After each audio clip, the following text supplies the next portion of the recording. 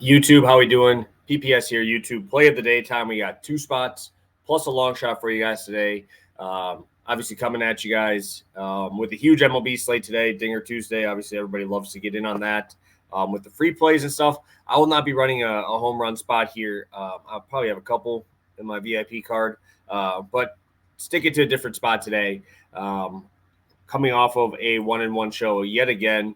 Just got to get this rolling here a little bit. We got to get this moving because we keep doing these splits, and it's starting to get annoying here a little bit. So we had Astros first 7, did not get there. They scored in the 8th.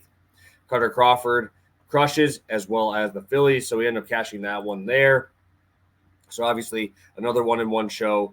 Right at the 500 mark, we got to get it going here a little bit more and cashing a couple more tickets here. So heading into today, we'll be pulling on my DraftKings here. We'll have all of the plays right in this spot. I know this. I tried doing this before and it didn't work very well. So Cubs first 5, and then Grayson Rodriguez 5 Ks and under 4.5 in the Giants game. That's going to be our 2 plays.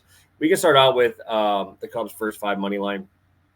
First spot that's kind of stuck out to me today is fading JP France and doing it yet again. Cubs are phenomenal at home. I feel like it's pretty well talked about. The Astros have been terrible on the road. They have a 616 OPS on the road right now. The Marlins and the White Sox are the only 2 teams worse than them on the road in terms of OPS. Cubs, 3rd. Astros are actually number 1 in home OPS. Obviously, this is in Chicago. I think that makes a massive difference, especially when there's a lefty on the mound against the Astros. I don't usually like taking that, but I will fade JP France as much as I can. And I'm getting these guys on FanDuel, I think you can get like minus 110 or pretty close to that because you're seeing the Astros minus 120 on a lot of these books. But really like this spot. JP France has just been getting hit around the yard. His 4-seamer is not getting any swings and misses. His cutter is sub 20% whiff rate as well. Just a lot of things to be desired here, especially when you have a guy with a 7.08 ERA still walking 8% of guys. And the Cubs are going to rake all over here. Just looking at his numbers in terms of splits, 313 batting average to lefties, 275 to righties, slugging over 475 to both sides. I mean, you look at the righties here. He's got 1.93 home runs per 9 to righties at the moment. XFIP over 5.1 to both sides of the plate. And the swing and miss is just not there, right? On the road so far this season, JP France has a 14% K rate with a 1.6 whip. Very, very not fun to be against the Cubs in Wrigley with these types of numbers. Bellinger's starting to get hot. You're starting to see Nico Horner, Dansby starting to turn it up a little bit as well. Ian Happ, as always, at home is an absolute dog. So tough lineup here to navigate, especially when you're struggling a little bit. I love the Cubs today. As a Brewers fan, it's not a fun thing to say. But if I'm backing the Cubs, I mean, obviously the numbers have to be backing it because I don't want to back the Cubs at all. So Cubs first 5 money line, minus 110 on DraftKings, where I will have both plays for today. Heading over to play number 2, Grayson Rodriguez, 5 Ks. Thank you, DraftKings, for allowing me to buy down strikeouts. They usually do not do that. They have it today. Grayson Rodriguez is minus 500 for 5 Ks and is well warranted. This dude is an absolute electric arm. Been fantastic. He's had 2 outings this year where he's had under 2 Ks through 3 innings and still hit his over strikeout prop. This guy's got elite stuff. Angels have elite swing and miss. And the injury to Rendon just makes this lineup just so much shorter.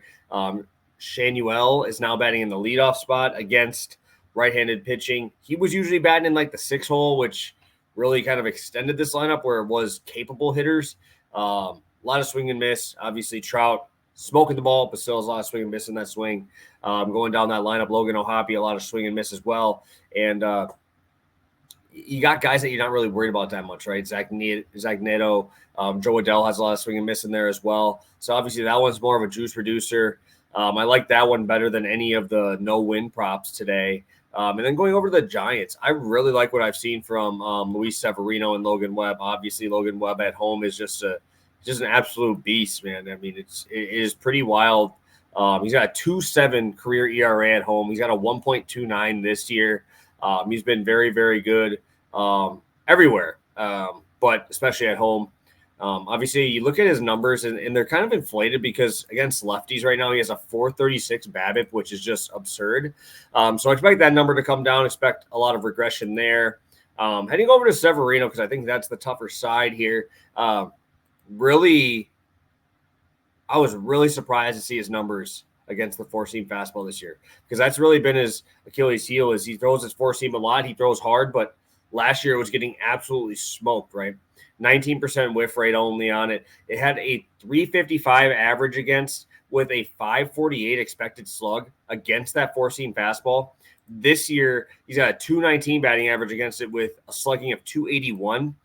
Very big, especially when you can kind of pitch up in the zone here in San Francisco.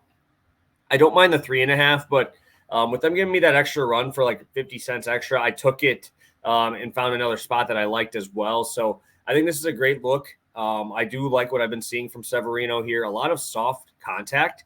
And I did watch that Pirates game. He got soft contacted to death. So even in that start, he found a way to get out of there.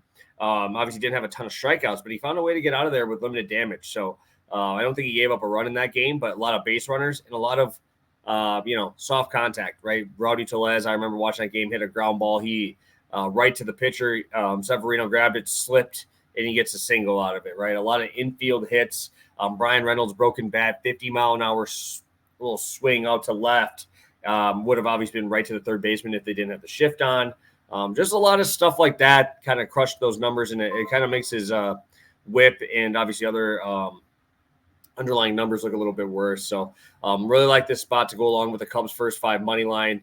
And yeah, really think that these are spots that we're going to get that sweep on. And we're going to head over to my long shot. Again, guys, these long shots are only half unit. I do these once a week on Tuesdays. I'm not like a guy who does a bunch of the long shot stuff. Maybe I'll post an occasional ladder in my VIP group, but I don't do it a ton. Obviously, there's a lot of people who do those exclusively, and shouts to them. Hopefully, they're doing well. I just feel like I do better on the straight bets and the boring approach. So for me, I'm going to do a 2-run parlay here. Acuna and Gunnar Henderson.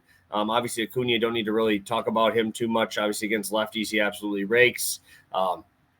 Started getting on base. We saw the stolen base yesterday. Walk, stolen base. It's crazy how fast this dude can put up fantasy points. But in this spot, Trevor Rogers, I like fading him, especially when he's on the road. He's pretty good at home because he is a fly ball guy. Just don't want to be a fly ball guy here against Atlanta. I know yesterday wasn't great. Travis d'Arnaud again hits another homer.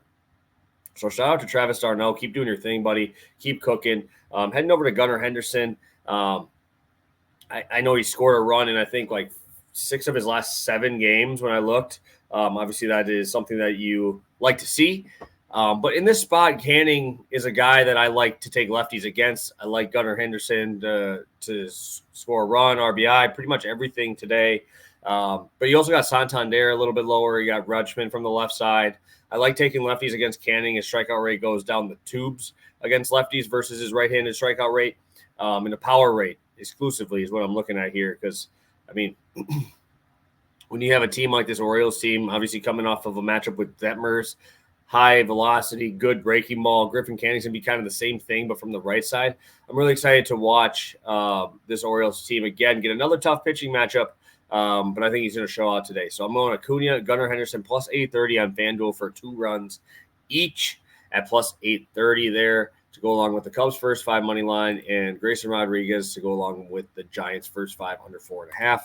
Thank you guys for tuning in. I always appreciate you guys popping over here. If you could hit that subscribe button if you haven't already, would really appreciate it. And hit that like button as well so we can keep cashing with you guys. So have a good one, guys. Best of luck tonight, and let's crush another day.